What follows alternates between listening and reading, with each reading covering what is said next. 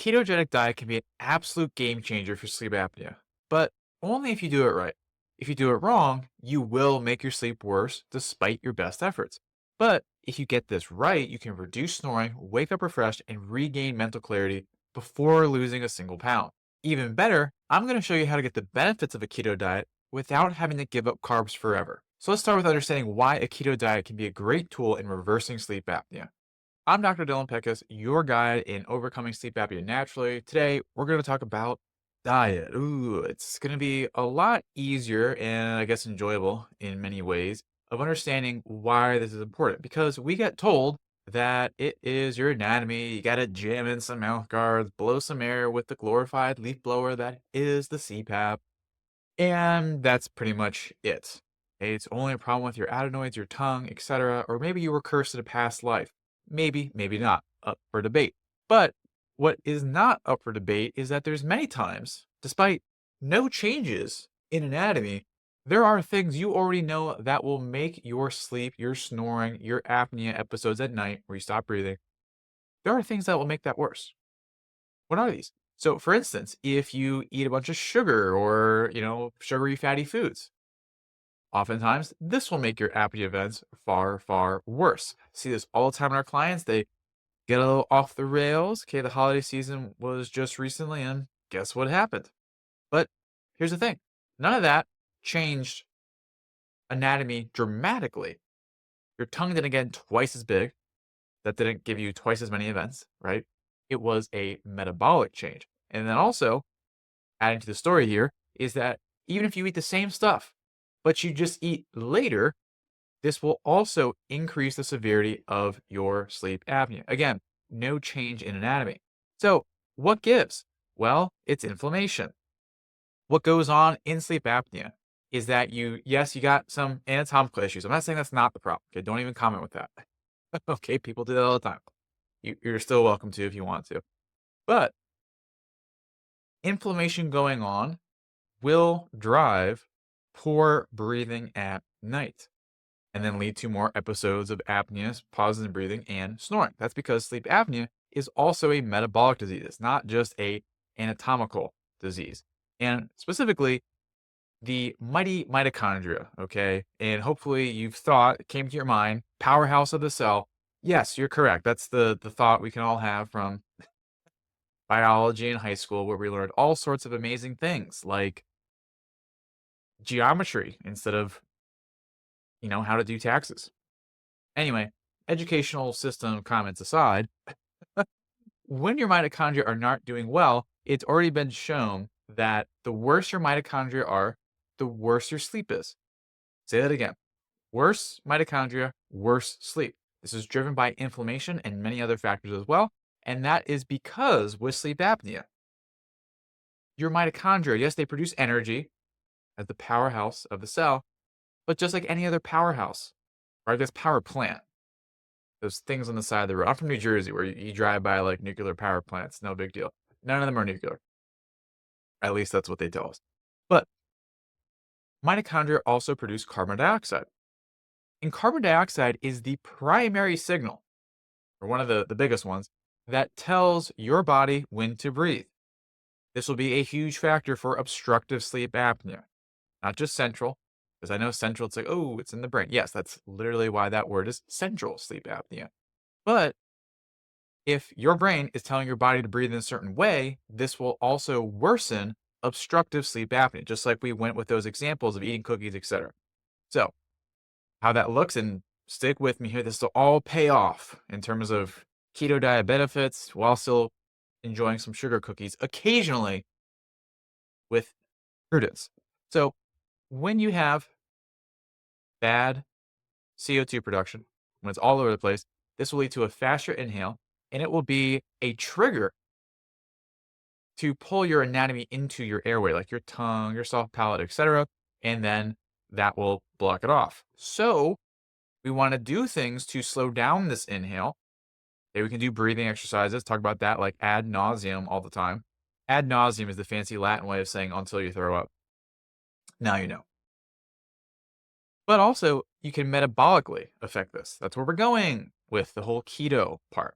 Now, what I want to make very, very clear is that if you never fix this metabolic part, you'll be stuck huffing and puffing, doing breathing exercises, counting 10 in, 10 out, cursing my name, and all these things because honestly, the metabolic component is probably about 50% of the entire sleep apnea reversal equation, which sounds like something I should trademark or copyright, patent pending, but I haven't yet. So that's why I want to talk about the metabolic factors and how a keto diet can be a big part of that. So in this diagram, which I've used quite a few times, and this is a fair use copyright use of this, so I will continue to use this lovely diagram. But in sleep apnea, you will have swings in oxygen that lead to inflammation. And then this inflammation, like we said, will then lead to more swings in oxygen because it's hurting our breathing, and then more inflammation. It is this negative downward spiral of inflammation and flames throughout your body. So, not exactly what we want here, as shown here, where obstructive sleep apnea will lead to inflammation. This will drive obstructive sleep apnea, also drive obesity, and that drives more inflammation, obstructive sleep apnea, not good. Here's where keto comes in. It's a big craze. I think it's still a craze. Maybe it's not, but if it isn't, wait like 4 years, it'll be a craze again, then you can watch this video. But if you're still here, don't put this on hold for 4 years. So, a keto diet has a lot of anti-inflammatory effects, and in fact, it performs a lot of direct anti-inflammation things, like being able to inhibit nuclear factor kappa beta, everyone's favorite inflammasome part, right? And has been shown to really reduce inflammation to the extent that a keto diet was being, talked about as something to help with like COVID and long COVID as well, because it's highly anti-inflammatory. So, what if you applied this to sleep apnea? I'm glad I asked. Maybe you did mentally as well, but I'm just here to nudge you in this conversation. So, somebody did this. A bunch of researchers did some research, and they looked at people, and each person represents a line. Okay, I just took a snippet. They had a bunch of these graphs, so there's more than 6 people in this study. Don't you worry. But what they found, they put people on a keto diet, and it's a really short time span, 3 weeks. So not really any significant weight loss. And just so you know, I probably should have the graph up here, but for every 10 to 20 pounds of weight loss, you will have a 10 to 20% reduction in sleep apnea severity.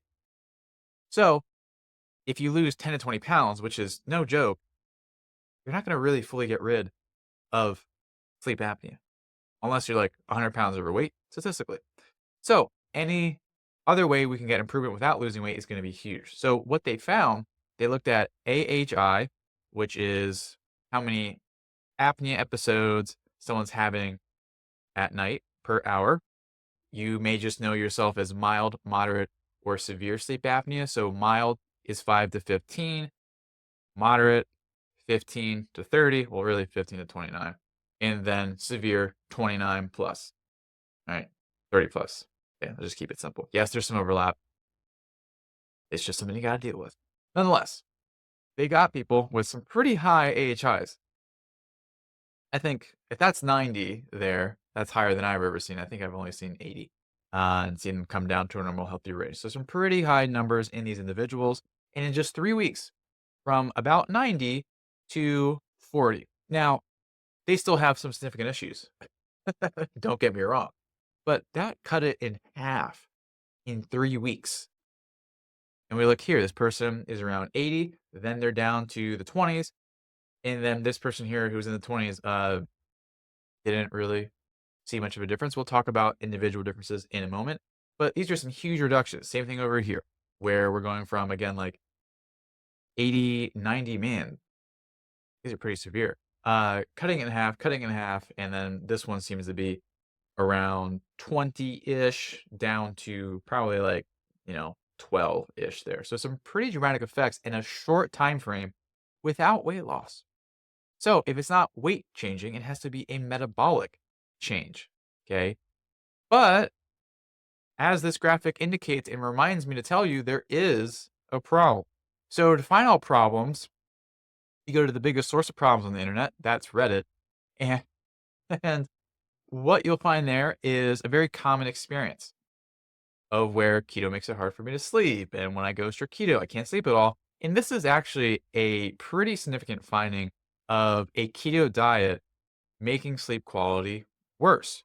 So, in fact, when they put people on a keto diet, then about half people will report that their sleep gets worse. Okay. Now, over time, it can improve, but that initial drop has some big bad stuff. So, why the heck does this happen? And then what can we do about it? So, we look to our friends, the rats. Now, yes, I'm going to share some rat research and all this stuff. And mainly because this is the only research available on this particular item we're going to look at of how a long term ketogenic diet is going to affect your mitochondria. To know about this in humans would be very expensive, very long, and then also you really got to control a lot too many variables, too expensive. So this is the best we got. Okay. And what they found was that initially, so the black circles here, we got black circles, white triangles, and gray squares. Just keep your eye on the black circles. KD does not stand for Kevin Durant, but instead stands for ketogenic diet. And what they found is that initially, and the higher this is, that means the better their mitochondria were. Okay, so higher equals better mitochondria, keeping it simple. Initially, going on a ketogenic diet, 2-month time span, ketogenic diet, better mitochondrial function. But over time, it went down and actually reached the levels of the non-ketogenic diets. So it was going well, and then things like fell apart. And that's the big problem with the keto diet. Because, and if you don't believe me, you may be someone who's had a plateau in the keto diet. Or if you Google plateau keto diet, there's like 80 million search results on Google. It's a really big thing. And the reason for this is that over time, forcing your mitochondria to selectively burn fat will become stressful long term. So that's what we see here. That's what we see in humans anecdotally as well. So, how can we get the good of the keto diet without the bad? That is exactly what we're going to talk about. So, how can you get the benefits of the keto diet while still enjoying carbs and also enjoying your life? Now, first, I want to say this is not for everyone. Diet changes, talk to your healthcare provider, all that good stuff, your nutritionist, dietitian, whatever you got there, speak with them because this is just educational knowledge. And also, I want to say, because I know I make videos, I have a video on like the carnivore diet and some other things like that. I'm not an advocate for any one diet because there's going to be no diet that's a magical cure all or a panacea. That's why I have this over here. So you want to keep that in mind. It's about finding what works for you. So if medically okay and all of that, you can always discuss what this looks like with your doctor. You have been disclaimed. Now, phase one is about testing the waters because you can only get to, well, I shouldn't say only, you could most likely get into a ketogenic state by reducing the amount of carbohydrate stored in your liver. And in this episode, I'm not going to tell you to eat liver because I've done that too many times recently. So you're safe this episode, but maybe the next one I'll get you. So phase one, you want to just see how does your body do with a moderate amount of carbohydrates, and then also beginning to help retrain your body to adjust to longer periods of time without carbohydrate. So what that looks like is in the morning, you can have carbs and less than 100 grams. And really, this should be around 50 to 100 grams, 50 100 grams, not 52 or like 5,200 grams. Don't misread that. That would be, oh man, that's a lot. But about 50 100 grams of carbs.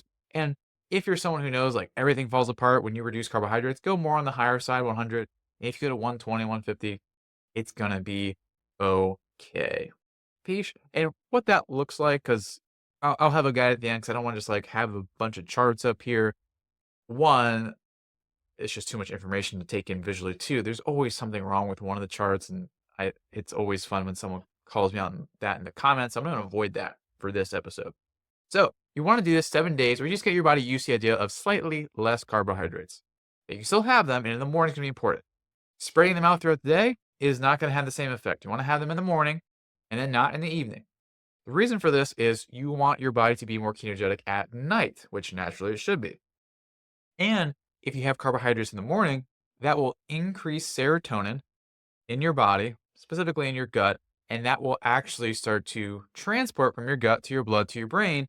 And that serotonin will then be converted into melatonin to help you sleep better. So that's why it's important to have that there. Now, phase two is deplete. I should have came up with like a friendlier name for this, like phase two, suffer. Okay. Yes, I do know I said without giving up carbohydrates or while still enjoying carbs, but forever is really the key word here because there is a certain time you do need to go through a few days of even fewer carbohydrate consumption because then your liver specifically will run out of carbs and then your body has to go like, okay, we got to burn fat. Now, again, may not happen for everyone. Everyone has a very unique metabolic footprint, but phase two will be 5 days and you will be going less, well, I guess fewer than 30 grams of carbohydrates. That's the goal. And it is kind of like limbo. The lower you go, the more you win. Is that how limbo works? I forget. I haven't been a part of that. So that's phase two. So at this point, and whether you want to test or not, it's totally up to you. But you should start to be in more of a ketogenic state. And then you're going to be producing some of the things that a ketogenic diet produces, ketones. That's why it's ketogenic, generating ketones, which are the anti-inflammatory agents of that diet. Cool. Now, here's where we prevent the detriment of where you're starting to lose mitochondrial function and maybe also lose your mind because you just like carbohydrates. This would be phase three, which is when you're having balance. Now, there's two options for this. Again, everyone's super unique. And you're the most unique, you watching this. All right, that's how we all think. So you got two options. One, you can keep carbohydrates like a moderate low amount, 50 to 80 grams in the morning, and then in the PM, no carbs. So if it's AM after sunrise. Okay, don't get up at like 1 a.m. and have like a Nature Valley bar, a granola bar. That's not what I mean by AM here. Like from 6 a.m. to noon. All right, that's what I mean by AM. And then PM, no carbs. That's option one. Second option is you do a more cyclical. What that looks like is 6 days of the week, you pretty much maintain this depletion phase. Okay. And then 1 day out of that week, you do like a carbohydrate refeed, which is just when you have carbs across the day. Uh, if you do exclude carbohydrates from the PM, that'd be even better and still get that goal of like 100 to 250 because when you ingest carbohydrates, it will actually help sort of like reboot your mitochondria. So you're not like our little rat friends. Where are they over here? So instead of like going down this cliff, you're able to maintain and stay higher because when you give a burst of carbohydrates to your mitochondria, that will actually help kind of like reboot them in a way. And I guess we'll get into it. So it creates a superoxide burst, which your mitochondria will signal to your cell which mitochondria are the bad mitochondria, clears them out, makes your cells healthier, makes them happier. They're producing CO2 in a more regular manner. Then you'll have better breathing and then you'll have better sleep. So sorry, had to go there. So that's the general like scheme of that. Scheme sounds like dangerous. That's the framework there. Now, to get more of that framework of like the particulars of it, and also like some examples, because I know it's easy to say 100 grams of carbohydrates, but what does that actually look like with food and other details and other examples there? So I'll get you that keto diet, show you how to get that in uno momento. That means like 5 minutes in Spanish, by the way. And then, of course, if you want to learn how to also fix the underlying breathing problem even faster, because again, it is the metabolism and also the breathing, got the sleep apnea reset protocol workshop. So what this does, it's a video course that comes with some PDF guides. And in those videos is walking you through, I guess I'm walking you through how to do a different series of tests to help improve the strength of the muscles in your airway so they're not getting pulled back, and how to retrain your breathing so you don't have something pulling those muscles back in the first place. So combine those two together, it's great. So I'll put the link up on the screen somewhere, and then you also get a copy of the sleep apnea solution ebook. All right. So that is there for you. So how to get both of them? Pretty simple. Like keep things relatively simple. So for the guide, I guess I should zoom over here. So if you're on your phone, laptop, I guess on any device, you're probably not like watching this in a movie theater. Click on the title of this video and you will find the description. Sometimes it's there, sometimes it's not, but if it's not, you can just click the title and that will make the description appear and then you will see the link in there. So pretty easy. Same thing for over here with the sleep apnea reset protocol workshop. I will put that in the description. You go ahead and click that and that will be groovy. I just say groovy. I'm not going to edit that out. Like we're so late in this video. If you're still here, I think you probably appreciate my poor sense of humor. Now, if you appreciate QR codes, what a segue, here they are for you. So you just take your phone out as such, and then, just get the camera, scan. If you want the keto guide on the left, scan that. You want to check out the sleep apnea reset protocol, scan on the right, and then, you click the link. And of course, you can just also type in those things there. Sound good? Now, again, just want to remind you, yes, this was about the keto diet. Yes, I made a carnivore diet video. I'll probably in my lifetime make a vegan video just so I can have a spectrum of mass confusion of what diet's the best for sleep apnea. But here's the thing. There is no one best diet if you're having bad sleep and bad breathing because everybody is vastly different. You will have different nutritional demands, you will have different stressors, also lifestyle considerations, right? Or physical demands.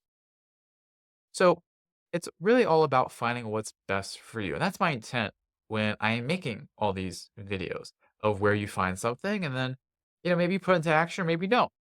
But every step you do take helps you figure out, okay, is this working for me? Is it not? What's going to be part of my unique recipe to reverse sleep apnea? Because one thing I can really share is everything I've done for myself, like literally everything I've done exactly for me and to beat sleep apnea.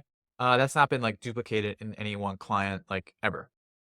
Everyone has a very unique, different plan because everyone has different issues, not just nutrition, but also like your breathing patterns, etc. So that's why it's really important to, take those steps and, find what works and keep going through things. So there you go. There's my pep talk. You now have pep. You're good to go.